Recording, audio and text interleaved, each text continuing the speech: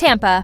Things are about to get a little hairier around the Yankees. For the first time in nearly 50 years, the Yankees will allow their players and uniformed staff to grow beards, so long as they are well-groomed, as Hal Steinbrenner on Friday announced modifications to the organization's facial hair policy that had been instituted by his father, George, in 1976. Hal, who described the decision as one that has been years in the making, spent time talking to a wide swath of people, including current and former Yankees, before coming to the conclusion that the policy was outdated and somewhat unreasonable.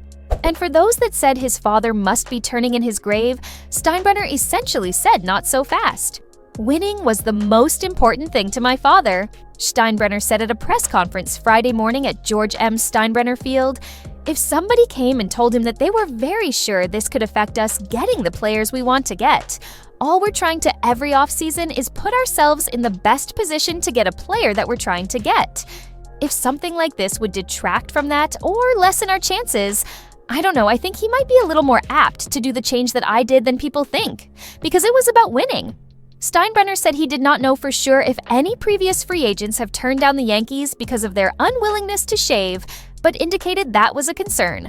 Manager Aaron Boone added that if the Yankees missed out on just one player because of their facial hair policy, that's too many.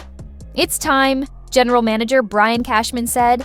"It's not an easy decision for Hal Steinbrenner to make, but he's made it over the course of time, with a lot of information. We're like a gigantic naval battle cruiser. It takes a little while to turn."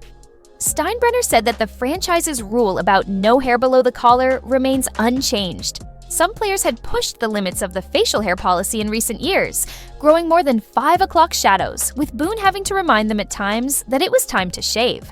New closer Devin Williams, acquired from the Brewers in December, was not thrilled about having to shave his beard off on the first day of workouts last week, keeping it until the last possible moment, and still sporting more than stubble earlier this week during the team's photo day.